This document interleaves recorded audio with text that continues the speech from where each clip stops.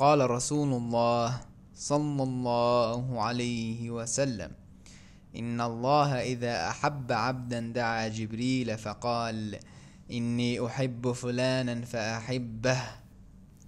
قال: فيحبه جبريل، ثم ينادي في السماء فيقول: إن الله يحب فلانا فأحبوه، فيحبه أهل السماء. قال: ثم يوضع له القبول في الأرض.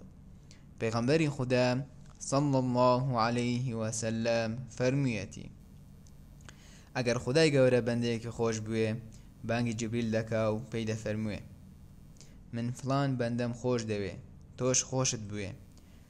جبریلیش خۆشی دەوێت.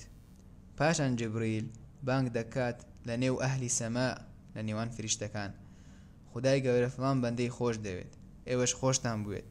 ئەهلی سەما هەمووی خۆشیان دەوێت و پاشان لەسەر زەویش ئەو خۆشەویستیی لێ قبول دەکرێت و ئیمانداران ئەو کەسەیان خۆش دەوێت.